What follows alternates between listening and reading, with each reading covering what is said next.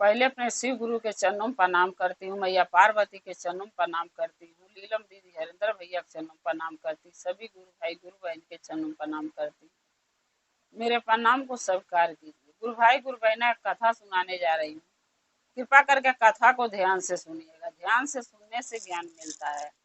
आधी अधूरी कथा नहीं सुनना चाहिए, क्योंकि शिव गुरु का अपमान होता है। पूरा कथा सुनने से कथा के रहस्य के बारे में पता चलता है और ज्ञान भी मिलता है कि कथा में क्या बताया गया, क्या समझाया गया, उसका ज्ञान मिल जाता है। एक गांव में एक धोबी और धोबी दोनों रहते थे। जो धोबी थे वो महादेव के भक्त थे। महादेव का पूजा पाठ, नमः शिवाय नमः शिवाय नमः शिवाय। कपड़े धोते थे धोबी तो भी करते थे, प्रेस करते थे तो भी नमः शिवाय जाप करते थे। हर कोई भी काम करते थे तो नमः शिवाय, नमः राहें भी चलते थे तो नमः शिवाय करते थे। तो जो उनकी पत्नी धोबिन थी, वो हमेशा अपने पति को बोलती रहती थी, यानी धोबी को, कि क्या नमः शिवाय का जाप लगा रखे हो, क्या बोलते रहते हो, नमः शिवाय करने से होता क्या है। तो धोबी बोलते थे कि नमः शिवाय करने से बहुत कुछ होता है। सारा दुख परेशानी कष्ट दूर होता है शरीर का। जो हम अगले जन्म का पाप किए हैं वो कम होता है। इसलिए नमः शिवाय महादेव के जाप है, उसको करना चाहिए। वो कहती थी आप ही करो, मैं नहीं करूंगी, बरबर बरबर करते रहते हो। तो धोबी ने बोला कि एक दिन तू महादेव के जरूर मानेगी। जब कष्ट पड़ेगा तेरे ऊपर तो तू महादेव के एक दिन जरूर याद करेगी। धोबिन बोली जब करूंगी तब करूंगी, अभी तो नहीं करना है ना मुझे, आप करते रहो। ऐसे करते करते दोनों पति पत्नी का जीवन कट रहा था, चल रहा था। एक दिन क्या हुआ कि धोबी और धोबी दोनों कपड़े धोने गए नदी में, घाट पे। कपड़े धोने जब गए तो दोनों मिलके कपड़े धो रहे थे। धोबी कपड़ा पसार रही थी, धोबी धो धो पानी में से दे रहा था। उसी रास्ते से एक राजा गुजरे, उसी गांव के। राजा शादीशुदा नहीं थे, राजा की शादी नहीं हुई थी। राजा ने जब वो धोबिन के देखे तो मोहित हो गए, क्योंकि धोबिन जो थी बहुत खूबसूरत थी।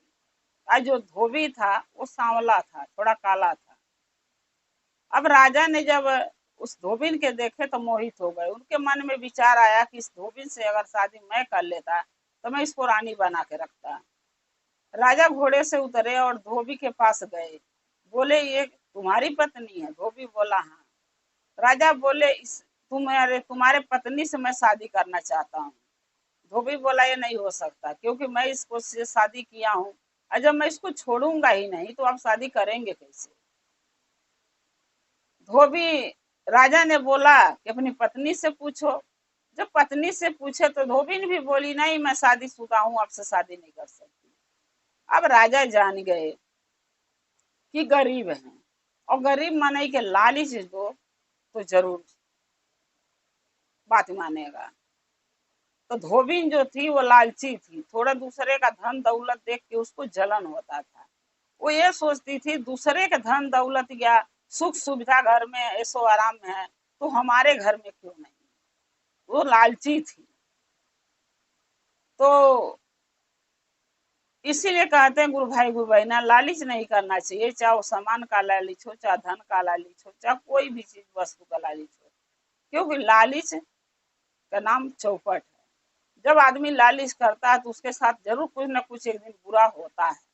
इसलिए लालच नहीं करना चाहिए। अब राजा ने सोचा ये गरीब हैं, इनके लालच दूंगा तो जरूर मानेंगे। तब राजा ने बोला उसको, धोबी के पत्नी से, कि तुम हमारे घर चलो, ये काले कलूटे के साथ रह के तुम्हें क्या मिलता है। दिन भर तुम इसके पीछे पीछे पीछे पीछे गधा लेके घूमती हो, कपड़े धोती हो, पसारती हो, सुखाती हो, इस्त्री करती हो, फिर लोगों के घर देने जाती हो। तुम्हें क्या मिलता है? न तुम्हें सुख मिलता, न आराम मिलता है, न अच्छे खा सकते न पहन सकते हो। तुम हमारे साथ शादी कर लोगी तो मैं तुम्हें अपने राज्य के रानी बना के रखूंगा, अपने सिंहासन पर अपने साथ बैठाऊंगा। और वो अच्छा अच्छा खाना पीना भोजन अच्छे अच्छे वस्तु पहनने को मिलेगा, हीरे जवाहरात मोती जेवर मिलेंगे। और तुम्हें आधा राजपाट मैं तुम्हारे पति के लिख दूंगा। धोबी के भी बोले आधा राजपाट दे दूंगा। तब धोबी बोले कि महाराज मुझे राजपाट आपका नहीं चाहिए। हम जो नून रोटी हमके मिल रहा है, जो महादेव के दया से हमारे पास है, मैं उसी में खुश हूँ। हमें तो आपका धन नहीं चाहिए। लेकिन जो धोबी की पत्नी थी उसके मन में लालच आ गया। राजा जब ऑफर दिए लालच का तो उसके मन में लालच आ गया। उसने बोली कि नहीं, मैं तुम्हारे साथ रह के क्या मिलता है मुझे, सही बात है, दुख के सिवा कुछ नहीं तुम्हारे साथ रह के मुझे मिला आज तलक। और मैं जो है तुम्हारे साथ नहीं रहूंगी, मैं राजा के साथ जाऊंगी। मैं इनसे शादी करके और राजमहल में रानी के लेखा जीवन बिताऊंगी। तुम्हारे साथ घामे घामे लेके जल रही हूँ, कपड़े धो कपड़े पसारो, गधे के लेके घूमो, प्रेस करो, दो सबके घरे, हम नहीं कर पाएंगे ये सब। तब धोबी बोला कि ठीक है, अब तेरा जो मन करता तू कर, हम क्या कर सकते हैं, हम तो कुछ नहीं करेंगे इसमें। तब उसके बाद जो है कि धोबी जो है चली गई राजा के साथ। अब महादेव मैया पार्वती कैलाश पर बैठे बैठे सारे चीजें देख रहे थे। तब मैया पार्वती महादेव से बोली कि हे भोलेनाथ, आप किसी को इतना अमीर बनाए, किसी को इतना गरीब बनाए। और देखिए ना, धोबी इतना गरीब है कि रोज दिन दूसरे का कपड़ा गंदा धोता है, सुखाता है, प्रेस करता है, उसके घर देता है, तब उसके दो वक्त की रोटी मिलती है। और आपका परम भक्त है, नमः शिवाय नमः शिवाय, भर दिन आपका नाम जपता है। लेकिन आप उसके लिए क्या करते हैं, कुछ कीजिए उसके लिए। तब महादेव बोले कि देखो पार्वती, ये अपने अपने कर्मों का सजाई है। धोबी पिछले जन्म में बुरा कर्म किया था, लालच किया था, कंजूस था, दान पुण्य नहीं किया था, इस जन्म में वो गरीब बन के पैदा हुआ है। तो पार्वती बोली या धोबिन, धोबिन तो लालच देखी, जब राजा ने ऑफर किया लालच धन दौलत का, तो धोबिन तो अपने पति को छोड़ के चली गई। तब महादेव बोले कि वो अपने कर्मों को सजाई भोगेगी, उसके भी कर्म में दुख लिखा है, लेकिन उसको समझ में नहीं आ रहा है। तब मैया पार्वती बोली कि हे भोलेनाथ, जो भी हो आप ऐसा कीजिए कि धोबी के धन दौलत कुछ दे दीजिए, ताकि उसका भी जीवन अच्छे से कट सके, क्योंकि आपका भक्त है। महादेव बोले ठीक है पार्वती, मैं पृथ्वी पर जा रहा हूँ और देखता हूँ कि क्या कर सकता हूँ। जब पृथ्वी पर आए तो देख रहे हैं कि धोबी उसी घाट पर बैठ के रो रहा है। वो अपने कर्मों को रो रहा था, सोच रहा था कि अगर मेरे पास धन आज होता, रुपया होता, घर बंगला होता, तो मेरी पत्नी मेरे को छोड़ के नहीं जाती।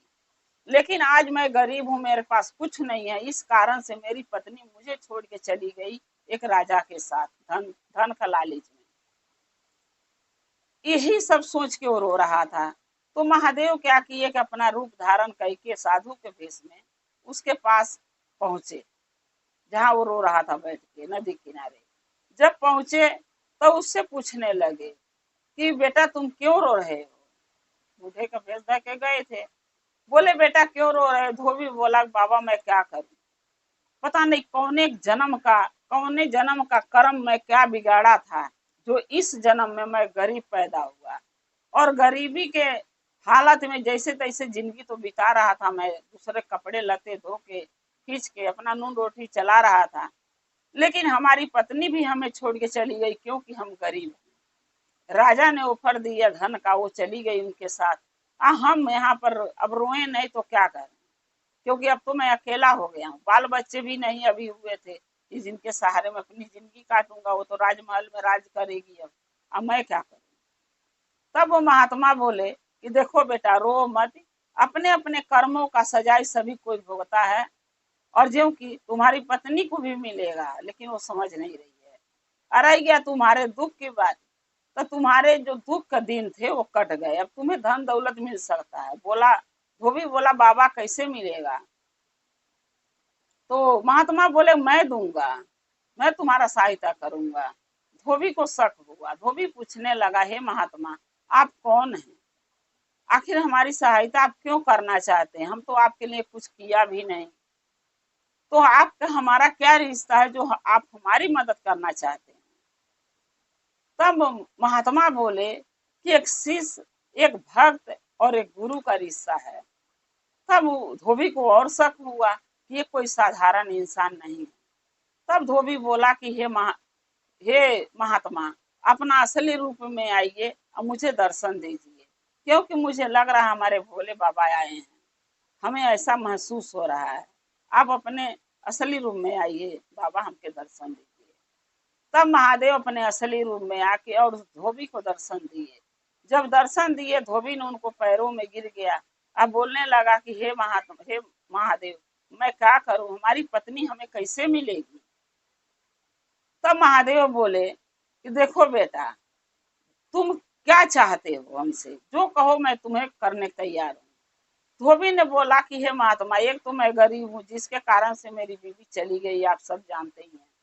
हमें कुछ धन दे दीजिए ताकि हमें भी दुख ना रहे, खाने पीने का ज्यादा नहीं चाहिए, बस उतना चाहिए कि मेरा जीवन अच्छा खासा बीत सके। और जो हमारी पत्नी हमें छोड़ के धन के लालच में एक राजा के साथ चली गई राजमहल में, उसको सुअर बना दीजिए, ताकि वो सुअर बन जाएगी, तब राजा वैसे उसको लात मार के खदेड़ देगा। महात्मा बोले ठीक है। महात्मा जो थे महादेव, उसको सुअर बना दिए धोबी के पत्नी के। जब राजा अपने द्वार पे गेट पर पहुंचा, दरवान से बोला दरवाजा खोलो। जब सब दरवाजा खोले, तब राजा बोलने लगा कि देख नहीं रहे हो, मैं तुम्हारे रानी के लेके आया हूँ, और तुम लोग कहाँ थे कि दरवाजा खोलने में ना टाइम लगा दिए। जब जो वहां पर जो गार्ड थे, जो सिपाही थे, वो देखे तो पीछे कौन बैठा? रानी नहीं है, एक सुअर बैठी है।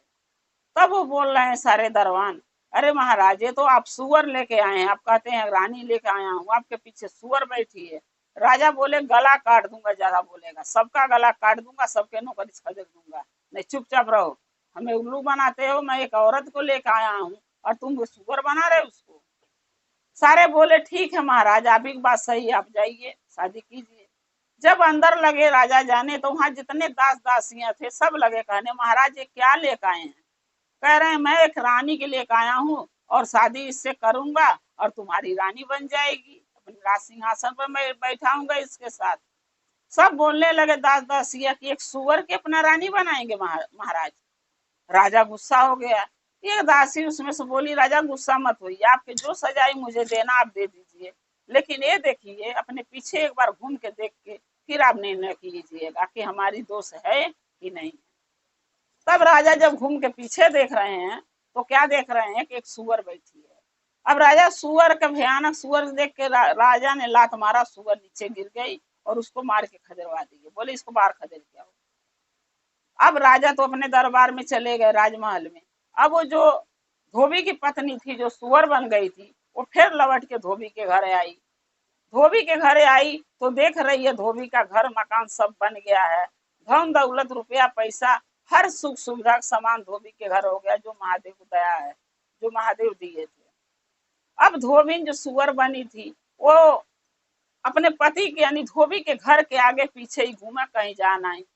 और जहां जहां धोबी जा कपड़ा उपड़ा लेके धोने पीछने, धोबी धन मिल गया लेकिन अपना नौकरी अपना कर्म नहीं छोड़ा। जहां जहां कपड़ा धोने के लेके जा, कपड़ा लत्ता देने धोने, तहां पीछे पीछे जा, कुछ न कुछ अपने भाषा में वो बोले कि हमारी गलती माफ कर दो, हमें क्षमा कर दो, हमें अपना लो। लेकिन ये बात धोबी नहीं समझता था। अब एक इंसान एक जानवर की बात क्या समझेगा? कोई नहीं समझेगा। तब उसके बाद एक दिन क्या हुआ कि जो सुअर थी वो पीछे पीछे जा रही थी, धोबी ने देखा तो उसको खदेड़ दिया। उसके बाद एक महादेव का मंदिर पड़ा। अब वो सुअर जो धोबी थी, सुअर बनी हुई थी, वो मंदिर में जाके मंदिर के द्वार पर बैठ के महादेव से ऐसे हाथ गोड़ जोड़ के प्रार्थना लगी करने, हे भोलेनाथ, हमसे जो बहुत बड़ी गलती हुई कि अपने पति के, जो कहते हैं विहौता पति नहीं छोड़ना चाहिए, हमने उनको छोड़ के एक राजा के धन के लालच में चली गई राजा के साथ। और किस कारण से, किस वजह से मैं सुअर बनी है मुझे पता नहीं, लेकिन हमने पाप किया कि अपने पति के ठुकरा दी गरीब के नाते, और राजा का धन देख के चली गई। हमें क्षमा कर दीजिए महादेव, हमारे अपने असली रूप दे दीजिए इंसान का। जब वो प्रार्थना कर रही थी तो महादेव कैलाश पर से बैठे बैठे देख रहे थे। तब मैया पार्वती फिर बोली भोलेनाथ से कि हे भोलेनाथ, अगर इंसान अपनी गलती मान लेता है, चाहे जानवर हो चाहे इंसान हो, अपनी गलती मान लेता है तो उसको क्षमा कर देना चाहिए। आप उसको क्षमा कर दीजिए। सच्चे मन से आपसे माफी मांग रही है मंदिर में धोबिन सुअर जो बनी है, आप उसको क्षमा कर दीजिए। तब महादेव फिर दर्शन दिए धोबिन के और उसको बोले कि आज तो मैं तुम्हें क्षमा कर दे रहा हूँ, क्योंकि हमारी पार्वती नहीं चाहती हैं कि तुम सुअर बन के अपना जीवन बिताओ। उनके कहने से मैं तुम्हें क्षमा कर दे रहा हूँ, लेकिन आगे याद रखना कि अपने पति के परमेश्वर समझो, आप पति के छोड़ के कहीं मत जाओ। अरे धन या दौलत रुपया पैसा लेके इंसान न आया है न लेके जाएगा, ऊपर सब यहीं रह जाना है, तो उसके पीछे भागना क्यों जो तुम भाग रही हो। तब वो जो दो थी धोबी की पत्नी थी, तब वो बोली कि हे भोलेनाथ, हाथ जोड़ के बोली हे भोलेनाथ, आज से मैं ये गलती नहीं दोहराऊंगी, आप मुझे क्षमा कर दीजिए।